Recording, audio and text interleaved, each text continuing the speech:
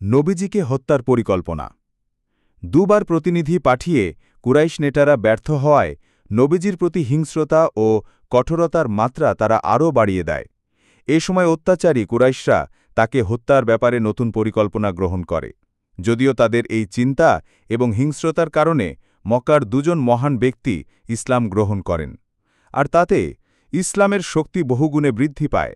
তারা দুজন হলেন হামজা ও উমার রাদিয়াল্লাহ আনহুমা। তাদের সেই হিংস্রতার একটি নমুনা হল উতাইবা ইবনু আবি লাহাব একদিন নবীজি সাল্লাল্লাহু আলাইহি ওয়াসাল্লামের কাছে গিয়ে বলে, আমি তারকার কসম, যখন তা অস্তমিত হয় এবং সে নিকটবর্তী হল, এরপর আরও নিকটবর্তী হল অংশগুলো অস্বীকার করছি। তারপর সে নবীজির ওপর চড়াও হয়, তার জামা ছিঁড়ে ফেলে, চেহারায় থুতু পর্যন্ত নিক্ষেপ করে, যদিও সে থুতু তার গায়ে লাগেনি। এমন সময় নবীজি বদদোয়া করে বলেন, হে আল্লাহ, আপনার কোনো কুকুর তার ওপর লেলিয়ে দিন। সঙ্গে সঙ্গে তার দোয়া কবুল হয়। উতাইবা একদিন কুরাইশ কাফেলার সঙ্গে সফরে বের হয়। চলতে চলতে তারা সিরিয়ার জারকা নামক স্থানে অবতরণ করে। সেই রাতেই একটি সিংহ এসে তাদের প্রদক্ষিণ করে যায়। তা দেখে উতাইবা বলতে শুরু করে, ও আমার ভাইয়েরা, নিঃসন্দেহে এটা আমাকে খেয়ে ফেলবে। মোহাম্মদ আমার জন্য এরকমই এক বদদুয়া করেছিল। মক্কায় বসেই সে আমাকে হত্যা করবে, যদিও আমি এখন সিরিয়ায়। পরদিন সিংহটি সবার মধ্য থেকে তার মাথায় আঘাত করে তাকে মেরে ফেলে। ইতিহাস গ্রন্থে উকবা ইবনু আবি মুইতের ব্যাপারে একটি ঘটনা পাওয়া যায়। একবার নবীজি সিজদায় থাকাকালীন সে তার গর্দান মুবারাকে এমনভাবে পা দিয়ে চাপ দিতে থাকে যে নবীজির চোখ দুটো যেন কোটর থেকে বেরিয়ে আসবে। কুরাইশ হত্যাচারীরা একবার নবীজিকে হত্যার পরিকল্পনাও করেছিল। ইবনু ইসাক বর্ণিত বেশ বড় একটি হাদিস থেকে জানা যায়, আবু জাহল বলে, শোনো কুরাইশি ভাইয়েরা, তোমরা দেখতেই পাচ্ছ মোহাম্মদ তার কাজ পুরোদমে চালিয়েই যাচ্ছে।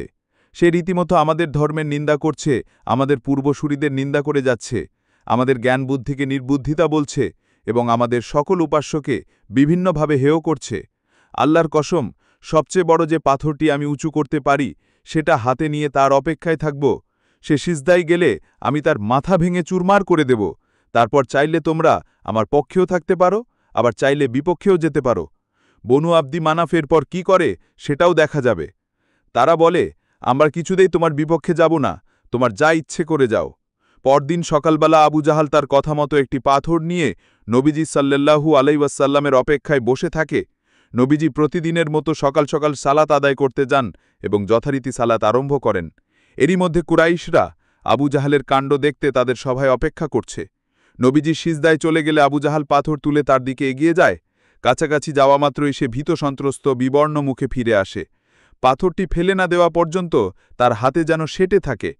এমন অবস্থা দেখে কুরাইশদের অনেকে তার কাছে দৌড়ে যায়, সবই সময় জানতে চায়, তোমার কি হয়েছে আবুল হাকাম?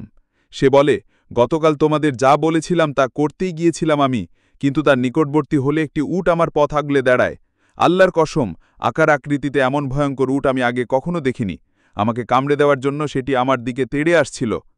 নবীজি সাল্লাল্লাহু আলাইহি ওয়াসাল্লাম বলেন, উটের বেশে ছিলেন মূলত জিব্রাইল আলাইহিসসালাম, আর একটু আগে বাড়লেই তিনি তাকে ধরে ফেলতেন। এরপর নবীজির সঙ্গে আবু জাহাল যে কাণ্ড ঘটিয়েছে তা হামজা রাদিয়াল্লাহ আনহুর ইসলাম গ্রহণকে ত্বরান্বিত করে। অচিরেই সেই ঘটনা বর্ণনা করা হবে। তবে কুরাইশের অত্যাচারীরা কোনোভাবেই তাদের মন থেকে নবীজিকে হত্যার কুপরিকল্পনা সরাতে পারেনি। আবদুল্লাহ ইবনে আমার ইবনিল আস রাদিয়াল্লাহ আনহু থেকে বর্ণিত, একবার কুরাইশ নেতারা হাতিমে সমবেত হয়, আমিও সেখানে ছিলাম। তারা নবীজিকে নিয়ে আলোচনা শুরু করে, বলে তার ব্যাপারে আমরা অসম্ভব ধৈর্য ধারণ করেছি। সাংঘাতিক এক বিষয়ে আমরা কেবল সহ্যই করে গেছি। কথা চলছিল, এরই মধ্যে কাবা চত্বরে নবীজিকে দেখা যায়। তিনি এসে প্রথমে হাজরে আসওয়াদ চুম্বন করেন, তারপর তাদের অতিক্রম করে বাইতুল্লাহের তাওয়াফ শুরু করেন। প্রথমবার অতিক্রমকালে তারা নবীজিকে কটাক্ষ করে এটা সেটা বলে, তাতে রাসূলের চেহারা বিবর্ণ হয়ে যায়। দ্বিতীয়বার অতিক্রমকালেও একই আচরণের সম্মুখীন হন নবীজি এবং তার চেহারায় সেটার স্পষ্ট প্রভাব ফুটে ওঠে। তৃতীয়বারও এমন করলে তিনি থেমে যান, এরপর বজ্রনিনাদ কণ্ঠে বলতে শুরু করেন, হে কুরাইশের লোকেরা, শোনো, ওই সত্তার কসম যার হাতে আমার প্রাণ, আমি তোমাদের ধ্বংস নিয়ে এসেছি। নবীজির এমন ভয়াবহ তীব্র বাক্যবাণে সবার অন্তর কেঁপে ওঠে, ভয়ে তাদের কলিজা শুকিয়ে যায়। এত বেশি নীরবতায় ডুবে যায় যেন তাদের মাথার উপর পাখি বসে আছে, এমনকি তাদের সবচেয়ে কঠোর মানুষটাও গলে পানি হয়ে যায়। নবীজির সাথে কথা বলার শক্তি তারা হারিয়ে ফেলে। সবাই বলে ওঠে, এ আবুল কাশেম, আপনি চলে যান, আল্লাহর কসম আপনি তো কখনো এত কঠোর ছিলেন না। পরদিন আবার তারা সমবেত হয়ে নবীজিকে নিয়ে কথা বলছিল। এমন সময় নবীজি কাবা চত্বরে আসেন, তাকে দেখামাত্রই তারা সকলে তার ওপর ঝাঁপিয়ে পড়ে এবং তাকে পরাস্ত করে ফেলে। আমি একজনকে দেখেছি, সে নবীজির চাদর ধরে টানছে।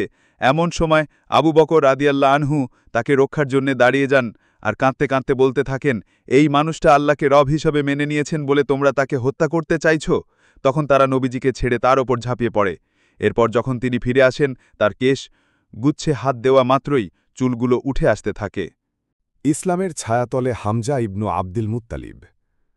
নির্যাতনের ঘনঘোর অন্ধকারে হঠাৎ আলোকরশ্মির দেখা মেলে। এ আর কিছু নয়, হামজা ইবনু আবদুল মুত্তালিবের ইসলাম গ্রহণের ঘটনা। তিনি নবুয়তের ষষ্ঠ বছরের শেষ দিকে ইসলাম গ্রহণ করেন।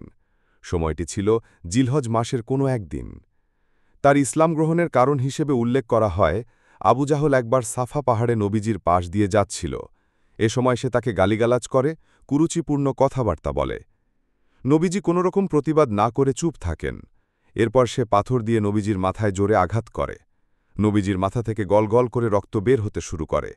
তাকে আহত করে সে কাবা সংলগ্ন কুরাইশদের মজলিসে গিয়ে বসে। আবদুল্লাহ ইবনু জাদা আনের এক মুক্ত দাসীর বাসস্থান ছিল সাফায়। সে ছিল পুরো ঘটনার প্রত্যক্ষদর্শী। অস্ত্রসজ্জিত হামজা শিকার থেকে ফিরছিলেন। এমন সময় ওই দাসীর সাথে তার দেখা হয়ে যায়। সে তাকে আবু জাহলের যাবতীয় কর্মকাণ্ড খুলে বলে। বিবরণ শুনে হামজা ক্রোধে অগ্নিশর্মা হয়ে যান। কুরাইশ বংশে তিনি ছিলেন সবচেয়ে দাপুটে ও সর্বাধিক জেদি। সাথে সাথে বের হয়ে পড়েন, কারো কোনো কথা না শুনে ছুটতে থাকেন, উদ্দেশ্য আবু জাহলকে পেলে এবার শেষ করে দেবেন। মসজিদুল হারামে গিয়ে তিনি তাকে দেখতে পান। মাথার কাছে গিয়ে দাঁড়িয়ে বলেন, আরে এই ভয়ে বায়ুত্যাগকারী, তুই আমার ভাতিজাকে গালি দিস, অথচ আমি নিজেও তার ধর্মেরই অনুসারী।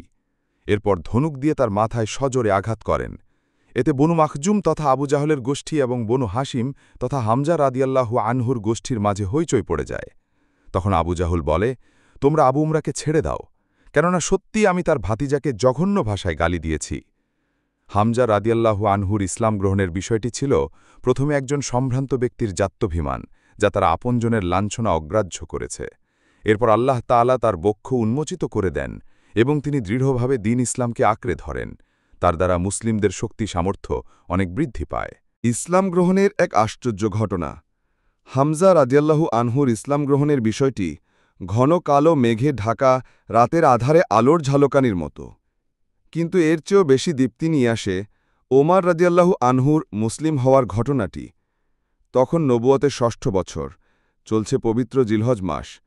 হামজা রাদিয়াল্লাহু আনহুর ইসলাম গ্রহণের মাত্র ৩ দিন পর তাওহিদের কালিমা পাঠ করেন ওমর রাদিয়াল্লাহু আনহু। নবীজি সাল্লাল্লাহু আলাইহি ওয়াসাল্লাম তার ইসলাম কবুলের ব্যাপারে দুয়া করেছিলেন। ইমাম তিরমিজি রাহিমাহুল্লাহ বিশুদ্ধ সূত্রে ইবনু উমার রাদিয়াল্লাহু আনহু থেকে বর্ণনা করেন এবং ইমাম তাবারানী ইবনু মাসুদ ও আনাস রাদিয়াল্লাহু আনহুমা থেকে বর্ণনা করেন, নবীজি বলেন, হে আল্লাহ, আবু জাহাল কিংবা উমর ইবনুল খাত্তাব, এই দুজনের মাঝে আপনার কাছে যে অধিক প্রিয়, তার মাধ্যমে আপনি ইসলামকে মজবুত করুন। ইবনু উমার রাদিয়াল্লাহু আনহু বলেন, ওই দুজনের মাঝে উমার রাদিয়াল্লাহু আনহুই আল্লাহ তালার কাছে বেশি প্রিয় ছিলেন। তার ইসলাম গ্রহণ সম্পর্কিত সবগুলো বর্ণনা পর্যালোচনা করে বোঝা যায়, তার হৃদয়ে ধাপে ধাপে ইসলামের প্রতি ভালোবাসা সৃষ্টি হয়েছে। সেই আলোচনার আগে আমরা উমারের স্বভাব প্রকৃতি ও অনুভূতির দিকে একটু ইঙ্গিত করতে চাই। উমর রাদিয়াল্লাহু আনহু ছিলেন কঠোর স্বভাব ও রূঢ় মেজাজের অধিকারী। একসময় মুসলিমরা তার থেকে নানা রকম নির্যাতনেরও শিকার হয়েছে। তবে বাস্তবতা হল, এ ব্যাপারে সবসময় তার মধ্যে দ্বিমুখী চেতনা ঘুরপাক খেয়েছে। তিনি যেমন পূর্বপুরুষদের রীতিনীতি ও সংস্কৃতির প্রতি শ্রদ্ধাশীল এবং মাদকদ্রব্য ও খেলাধুলার প্রতি অনুরাগী ছিলেন, তেমনি মুসলিমদের সালাত আদায় ও আকিবা বিশ্বাস সংরক্ষণের পথে অসীম ধৈর্য ধারণের প্রতিও ছিল তার কিছুটা মুগ্ধতা। এরপরও সন্দেহ সংশয় জাগলে তার বিবেচনায় কখনো কখনো ইসলামের প্রতি আহ্বানই অধিক যুক্তিযুক্ত ও পরিশুদ্ধ মনে হতো। তাই কখনো ক্ষিপ্ত হয়ে গেলেও আবার এক নিমিষেই শান্ত হয়ে যেতেন। ওমর রাজিয়াল্লাহু আনহুর ইসলাম গ্রহণ সম্পর্কিত বর্ণনাগুলোর সারাংশ দ্বারায় এক রাতে তাকে ঘরের বাইরে থাকতে হয়েছিল। তখন তিনি মসজিদুল হারামে চলে যান, গিয়ে কাবার অভ্যন্তরে প্রবেশ করেন। নবীজি সাল্লাল্লাহু আলাইহি ওয়াসাল্লাম সেখানে সালাত আদায় করছিলেন। তিনি সূরা হাক্কা তিলাওয়াত আরম্ভ করেন। ওমর রাজিয়াল্লাহু আনহু মন দিয়ে তার তিলাওয়াত শুনছিলেন। কুরআনুল কারীমের বর্ণনা শৈলী তার বেশ ভালো লাগে। তিনি বলেন, আমি মনে মনে বললাম, আল্লাহর কসম, এই লোক তো দেখা যায় আসলেই কবি, কুরাইশরা যেমনটা বলে। তিনি বলেন, তখন তিনি তেলাওয়াত করেন, নিশ্চয়ই তা একজন সম্মানিত দূতের আনিত বাণী। এটা কোনো কবির কথা নয়, তোমরা কমই বিশ্বাস করো। তিনি বলেন, তারপর বললাম, গণক কি হবে তাহলে? তখন তেলাওয়াত করেন, আর এটা কোনো গণকের কথা নয়, তোমরা কমই অনুধাবন করো। এটা মহাবিশ্বের পালনকর্তার পক্ষ থেকে অবতীর্ণ। নবীজি সাল্লাল্লাহু আলাইহি ওয়াসাল্লাম এখান থেকে নিয়ে সূরার শেষ পর্যন্ত তিলাওয়াত করেন। ওমর বলেন, এরপরই ইসলাম আমার হৃদয়ে জায়গা করে নেয়। এই ঘটনা তার হৃদয়ে ইসলামের বীজ বপন করে দেয় ঠিক, তবে তা থাকে মূর্খতা, কুপ্রথা এবং বাপদাদার ধর্মের প্রতি শ্রদ্ধাবোধের আবরণে ঢাকা। ইসলামের প্রতি বাস্তবসম্মত যে অনুভূতি তার মনে দোলা দিত, তা সাধারণত ওসবের নিচেই পড়ে থাকত। এজন্য তিনি বরাবরই ইসলামের বিরুদ্ধে লড়ে গেছেন এবং এই আবরণে ঢাকা অনুভূতির ব্যাপারে বেখবর থেকেছেন। তার তেজস্বী স্বভাব ও নবীজির প্রতি তীব্র শত্রুতার দরুন একদিন তিনি উন্মুক্ত তরবারি হাতে বের হন। উদ্দেশ্য, নবীজি সাল্লাল্লাহু আলাইহি ওয়াসাল্লামকে একেবারে শেষ করে দেবেন। পথিমধ্য সাক্ষাৎ হয় নুআইম ইবনে আবদুল্লাহ আন-নাহাম আল-আদাবির সাথে। তিনি ছিলেন বনু জোহরানি বা বনু মাখজুমের। নুআইম বলেন, কোথায় যাচ্ছ হে ওমর? ওমর উত্তরে বলেন, আমি মোহাম্মদকে হত্যা করতে যাচ্ছি। নুআইম বলেন, মোহাম্মদকে হত্যা করে বনু হাসিম ও বনু জোহরার হাত থেকে রেহাই পাবে কি করে? ওমর রাজিয়াল্লাহু আনহু তাকে বলেন, আমার তো মনে হচ্ছে তুমিও বিধর্মী হয়ে গিয়েছ, বাপদাদার ধর্ম ত্যাগ করেছ। নুআইম তখন বলেন, আমাকে নিয়ে পরে ভেবো, আগে তোমার বোন আর তার স্বামীর খবর নাও, তারা যে বাপদাদার ধর্ম ছেড়ে দিয়েছে তা কি তুমি জানো? এ কথা শুনে ওমরের মাথায় যেন আকাশ ভেঙে পড়ে। তিনি রাগে ক্ষোভে মারমুখ হয়ে বোনের বাড়িতে হাজির হন। সেখানে তখন খাব্বাব ইবনে আরাত রাদিয়াল্লাহু আনহুও ছিলেন। তার সঙ্গে পুস্তিকা আকারে সূরা তাহা ছিল। মাঝে মধ্যে তিনি এই বাড়িতে এসে দুজনকে কুরআন পড়াতেন।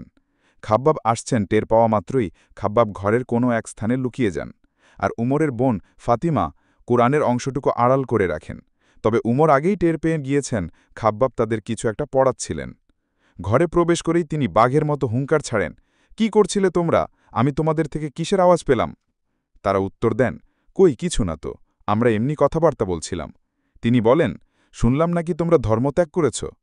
তখন তার ভগ্নিপতি বলে ওঠেন, উমর, তোমার ধর্ম ছাড়া অন্য ধর্ম যদি সঠিক হয় তাহলে? এ কথা শোনা মাত্রই উমর তার উপর ঝাঁপিয়ে পড়েন এবং মারাত্মকভাবে আঘাত করেন। তার বোন স্বামীকে উদ্ধারের জন্য এগিয়ে এলে তার চেহারায় সজোরে থাপ্পড় মারেন। এতে তিনি মাটিতে লুটিয়ে পড়েন। তার মুখমণ্ডল রক্তাক্ত হয়ে যায়। তিনি তার বোনকে আঘাত করে রক্তাক্ত করেন। তখন বোন রাগান্বিত হয়ে বলেন, ওমর, তোমার ধর্ম ছাড়া অন্য ধর্ম সঠিক হলেও কি তুমি এই আচরণ করবে? শুনে রাখো, আমি সাক্ষ্য দিচ্ছি আল্লাহ ছাড়া কোনো ইলাহ নেই। আমি আরও সাক্ষ্য দিচ্ছি মোহাম্মদ আল্লাহর রসুল। বোনের এমন সাহসিকতা দেখে উমার কিছুটা হতাশ হয়ে যান। তিনি এটাও লক্ষ্য করেন তার বোন রক্তাক্ত, তখন কিছুটা লজ্জিতই হন। বলেন, তোমাদের কাছে যে কিতাব আছে আমাকে একটু দাও তো, পড়ে দেখি। বোন বলেন, তুমি অপবিত্র, আর পবিত্র ব্যক্তি ছাড়া কেউ তা স্পর্শ করতে পারে না। তুমি গোসল করে আসো। তিনি গোসল করে আসেন, তারপর কিতাব নিয়ে পাঠ করতে শুরু করেন। বিসমিল্লাহির রহমানির রহিম। শুরু করছি আল্লাহর নামে, যিনি পরম করুণাময় ও অতি দয়ালু। এইটুকু পড়েই তিনি বলেন, বাহ, কি উত্তম ও পবিত্র নামগুলো। তারপর সূরা তাহার প্রথম থেকে এই আয়াত পর্যন্ত পাঠ করেন। আমি আল্লাহ, আমি ব্যতীত কোনো ইলাহ নেই, অতএব আমার ইবাদাত করো এবং আমার শরণার্থে সালাত কায়েম করো। পাঠ শেষে বলেন, কতই না চমৎকার ও তাৎপর্যপূর্ণ এই বাণী, আমাকে এক্ষুনি মোহাম্মদের কাছে নিয়ে চলো। ওমর রাজিয়াল্লাহু আনহুর এ কথা শুনে খাব্বাব রাজিয়াল্লাহু আনহু আড়াল থেকে বেরিয়ে আসেন। তিনি বলেন, ওমর, তুমি সুসংবাদ গ্রহণ করো। আমার ধারণা বৃহস্পতিবার রাতে নবীজি যে দোয়া করেছিলেন তা তোমার জন্য কবুল হয়েছে। নবীজি এখন সাফা পাহাড়ের বাড়িতে আছেন। উমার হাতে খোলা তরবারি নিয়ে সেই বাড়িতে হাজির হন।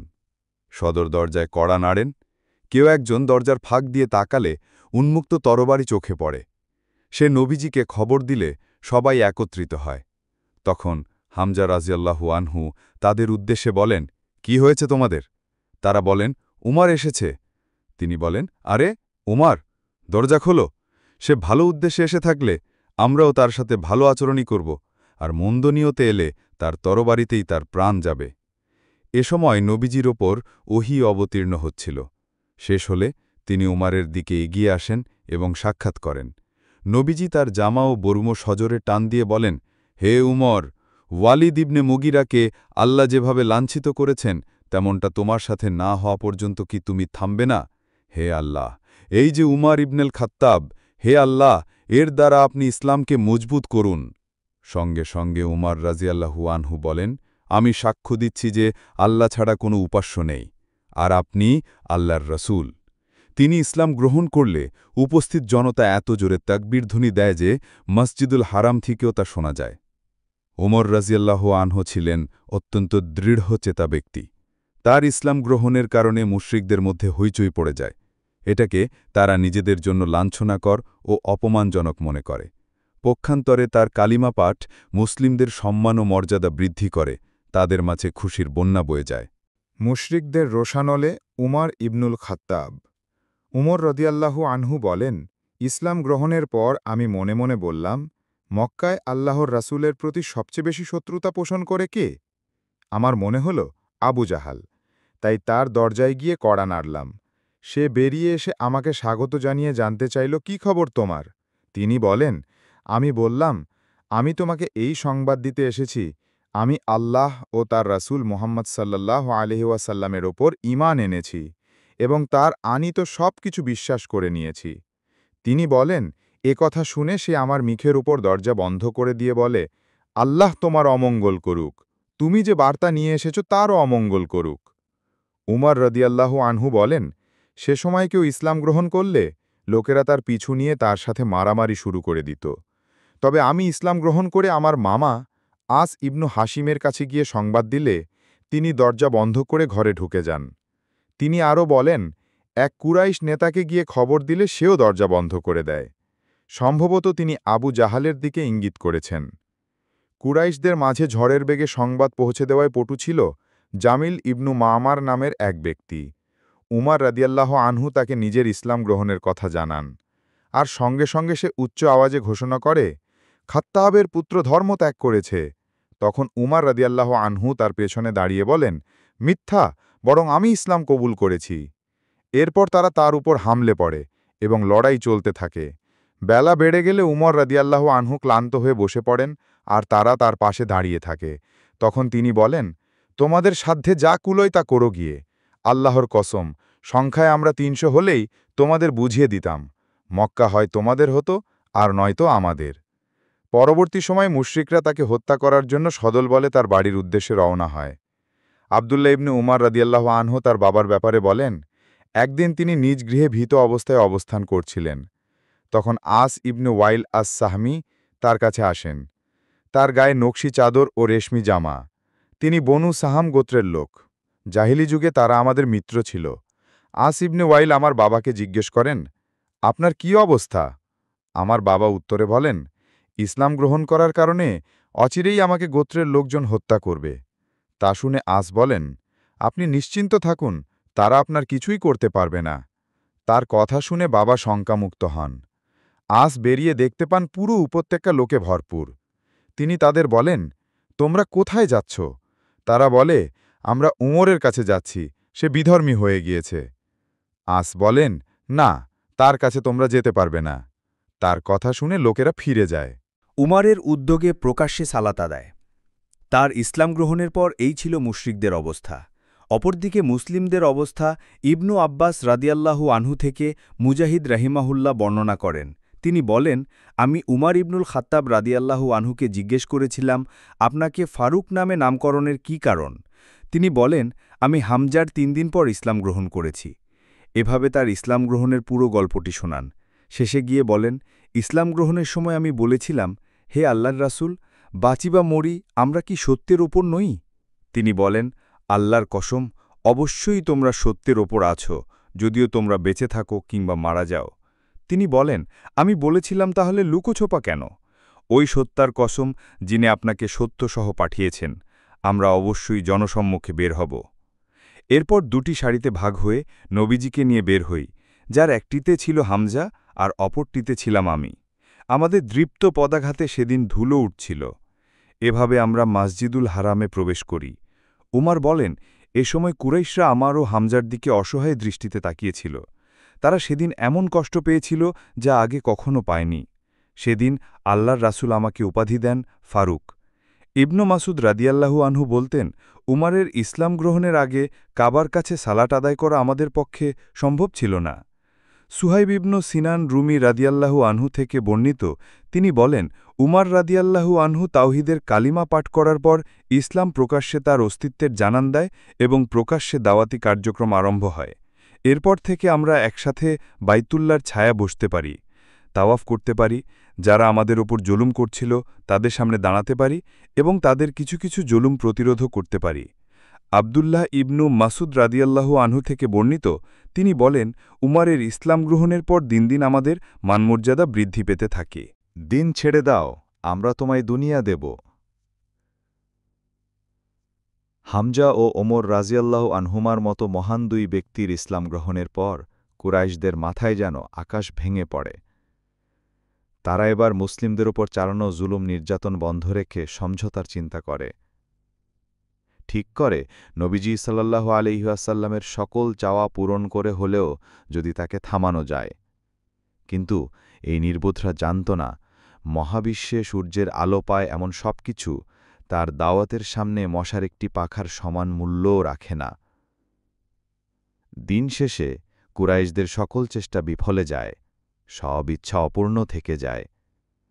ইবনু ইসহাক বলেন, মোহাম্মদ ইবনু কাব আল কুরাজির সূত্রে ইয়াজিদ ইবনু জিয়াদ আমাদের জানান, তিনি বলেন, উতবা ইবনু রাবিয়া ছিল নেতৃস্থানীয় লোক। রাসূলুল্লাহ সাল্লাল্লাহু আলাইহি ওয়াসাল্লাম মসজিদুল হারামে অবস্থানকালে সে একদিন কুরাইশদের সভায় বলে, শোনো কুরাইশ সম্প্রদায়, আমি কি কিছু প্রস্তাব নিয়ে মোহাম্মদের কাছে যাব? হতে পারে সে আমার কিছু প্রস্তাব গ্রহণ করবে এবং আমরা তা আদায় করলে সে আমাদের সাথে একটা মীমাংসায় আসবে। হামজা রাদিয়াল্লাহু আনহু যখন ইসলাম গ্রহণ করেন এবং দিন দিন সাহাবীদের সংখ্যা বৃদ্ধি পেতে থাকে, ঠিক তখনই তার মাথায় এই বুদ্ধিটা আসে। লোকেরা বলে, যাও আবুল ওয়ালিদ, গিয়ে কথা বলো তার সাথে। তখন উতবা নবীজির কাছে গিয়ে ধীরে সুস্থে বসে, তারপর বলে, শোনো ভাতিজা, নিঃসন্দেহে তুমি আমাদের মাঝে সর্বাধিক মর্যাদার অধিকারী, আর তোমার বংশ পরিচয়ও উল্লেখ করার মতো। তুমি এমন এক বিষয় তোমার জাতির কাছে নিয়ে এসেছ যার দ্বারা তুমি তাদের মাঝে বিচ্ছেদ সৃষ্টি করেছ, জ্ঞানীগুণীদের নির্বোধ বানিয়েছ, তাদের উপাস্য ধর্মের নিন্দা করেছ, পূর্বপুরুষদের অস্বীকার করেছ।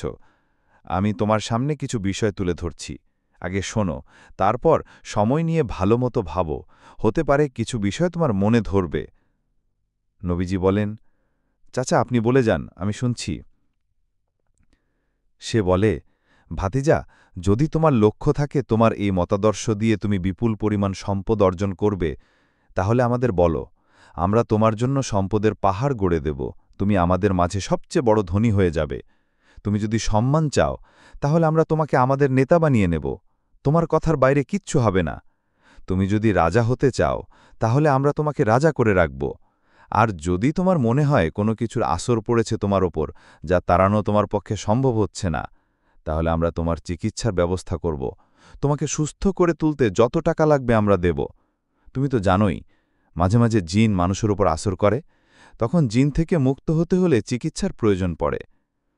নবীজি সাল্লাল্লাহু আলাইহি ওয়াসাল্লাম মনোযোগ দিয়ে তার সব কথা শোনেন।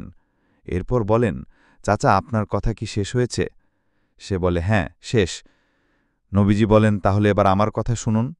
সে বলে, ঠিক আছে বলো। তিনি পাঠ করেন, হামিম। এই কিতাব নাজিল হয়েছে পরম করুণাময় ও অসীম দয়ালু আল্লাহর পক্ষ থেকে। এটি এমন এক কিতাব যার আয়াতগুলো বিশদভাবে বিবৃত হয়েছে, এমন সম্প্রদায়ের জন্য যারা জ্ঞানী, সুসংবাদদাতা ও সতর্ককারী। তবে তাদের অধিকাংশই এই কিতাব থেকে মুখ ফিরিয়ে নিয়েছে, তাই তারা শুনবে না। তারা বলে, হে মোহাম্মদ, তুমি আমাদেরকে যেদিকে আহ্বান করো সে বিষয়ে আমাদের অন্তর পর্দাবৃত। নবীজি সাল্লাল্লাহু আলাইহি সাল্লাম তেলাওয়াত আরম্ভ করেন। উতবাও দুহাত পেছনে রেখে তাতে ভর দিয়ে মন দিয়ে শুনতে থাকে। সিজদার আয়াত এলে নবীজি সিজদা করেন, তারপর বলেন, হে আবুল ওয়ালিদ, আপনি যা শোনার তা তো শুনলেন, আর এই হল আপনার প্রলোভন এবং সে ব্যাপারে আমার অবস্থান। উতবা উঠে তার সাথীদের কাছে ফিরে যায়।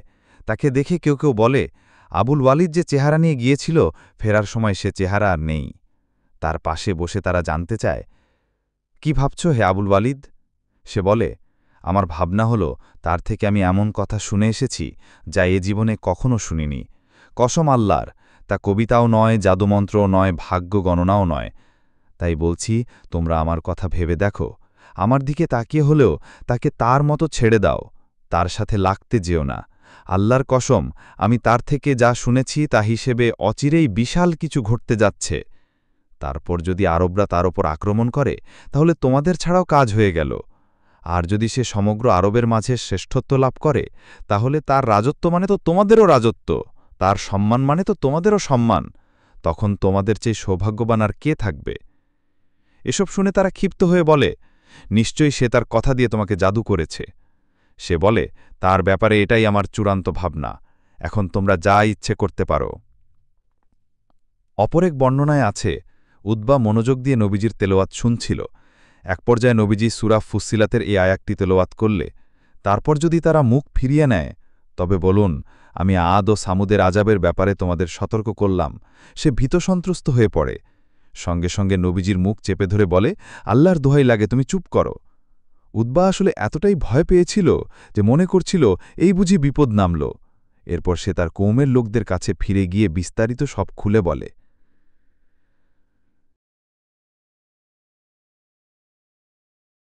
নবীজির পাশে বনু হাশিম ও বনুল মুত্তালিব।